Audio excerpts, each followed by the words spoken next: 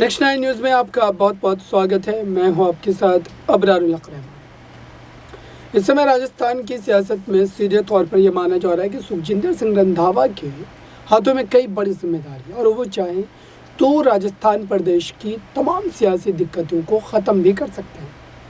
आपको बता दें, दरअसल सुखजिंदर सिंह रंधावा राजस्थान के प्रभारी हैं और प्रभारी होने के नाते नाते ये माना जा रहा है कि वो सचिन पायलट के समर्थन में कई बार खुले तौर पर बयान भी दे चुके हैं। अब इसके बाद सचिन पायलट के मन में क्या चल रहा है, सचिन पायलट की ज़बानी ही आपको सुनवाते हैं। सुनिए ज़रा सचिन पायलट का। साथियों, आप सब यहाँ पर आए।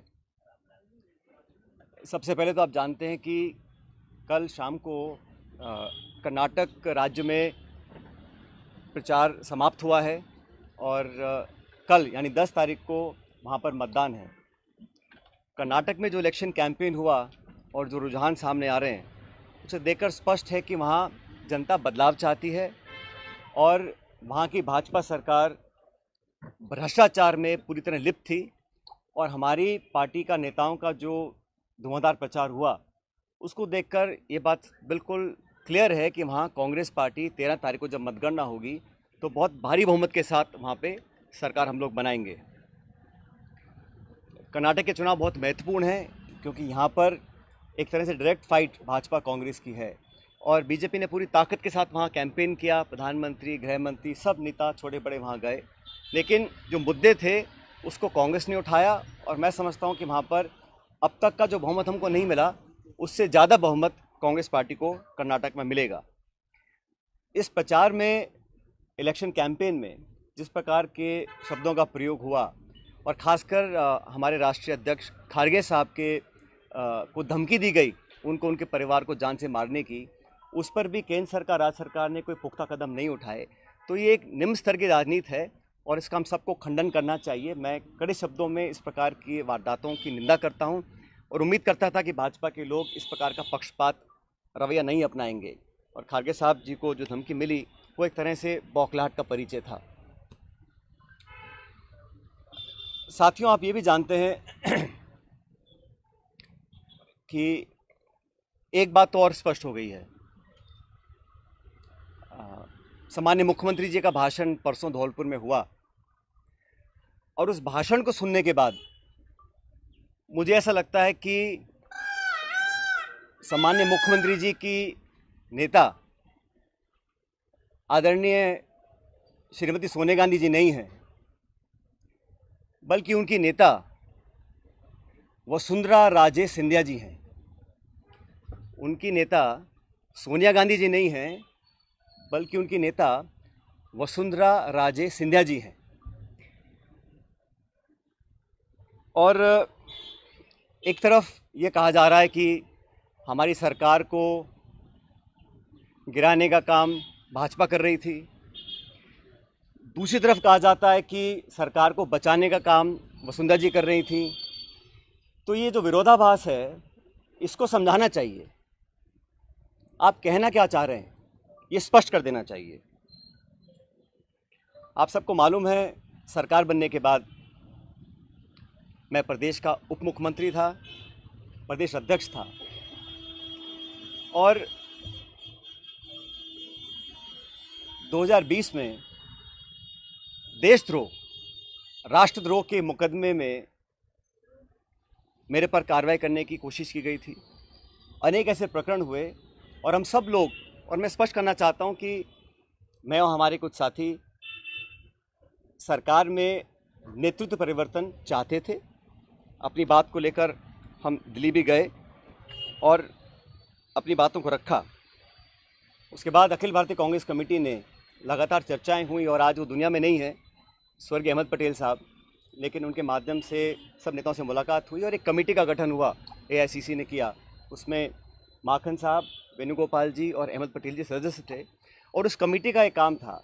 और कमेटी जब गठन हुआ उस समय हम सब की बात सुनकर हमारी बातों को एक्सेप्ट किया गया और एक रोड मैप तैयार किया गया। बहुत सारी बातें उसमें थी, मैं उसका उल्लेख नहीं करूँगा, लेकिन कमेटी का गठन हुआ और उसके बाद से हम सब ने, चाहे वो राज्यसभा के चुनाव हों, चाहे विधानसभा में मतदान हो, पार्टी का प्रचार हो, कांग्रेस को मजबूत और ताकतवर बनाने के लिए हम सभी साथियों ने जी जान से कोशिश की और मेहनत की।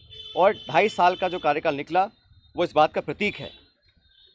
अनुशासन तोड़ने का काम कभी भी किसी ने नहीं किया। मुझे बहुत कुछ कहा गया, कोरोना, गद्दार, निकम्मा आदि, और जो ये आरोप परसों लगाए गए, ये 2.5 साल से मैं आरोप सुन रहा था। लेकिन हम अपनी पार्टी को और सरकार की छवि को नुकसान नहीं पहुंचाना चाहते थे। इसीलिए मुझे लगा कि जो प्रकार का भाषण दिया गया, मैंने पहली बार देखा कि अपनी सरकार को, अपने ही विधायकों को, अपने नेताओं को बेइज्जत और बदनाम करने का काम हो रहा है। कांग्रेस के विधायकों को तो बदनाम करने का काम हो रहा है और भाजपा के नेताओं का गुणगान हो रहा है। ये समझ से परे है। इस प्रकार का जो काम हुआ वो बड़ा गलत है। और हम सब लोग जो दिल्ली में गए थे अपनी बात को रखने के लिए, किन लोगों पर आरोप लगाए जा रहे हैं? ऐसे लोग जो पब्लिक लाइफ में 30, 40, 45 साल से हैं। 3 दिन पहले मैं बाड़मेर में था। सम्मानीय हेमाराम जी 1980 से विधायक हैं। उनकी क्या छवि है, मतदाता, पब्लिक, उनके क्षेत्र के लोग उनको अच्छी तरह जानते हैं, उनकी क्या क्रेडिबिलिटी है और क्या पब्लिक लाइफ में उनका अब तक का इतिहास रहा। ओला साहब, जिनके स्वर्गीय पिताजी 1957 से चुनाव लड़ रहे हैं, बड़े बड़े पदों पर रहे, और हेमाराम जी ने तो अपने नौजवान बेटे की मौत में और याद में एक छात्रावास बनाया है। 100 करोड़ की ज़मीन तो उनकी बाड़मेर में, निजी ज़मीन को उन्होंने दान किया समाज के लिए, लोगों के लिए। पैसा इकट्ठा कर 22 करोड़ का एक हॉस्टल बनाया 150 बच्चों के लिए, गरीब बच्चों के पढ़ने के लिए। इन सब लोगों पर इस प्रकार के आरोप लगा देना मैं समझता हूँ बहुत गलत है, बहुत निंदनीय है, और मैं सिरे से इन बेबुनियाद और झूठे आरोपों को नकारता हूँ। बहुत से साथियों को मंत्री बनाया इस सरकार के अंदर, बड़े बड़े पद दिए गए, कोई चेयरमैन है, कोई कॉर्पोरेशन में मेंबर है, कोई पार्टी के पदों पर बैठे हैं। 3 साल हो गए। ऐसे लोग जो पब्लिक लाइफ में रहे, जिन्होंने अपना नाम कमाया, जिनकी एक साख है, उन पे आरोप लगा देना कि आप चंद रुपए में बिक गए, मैं इसको बहुत गलत मानता हूं। और 3 साल से कोई कार्रवाई आपने नहीं करी, ये बहुत बड़ा सवाल उठता है।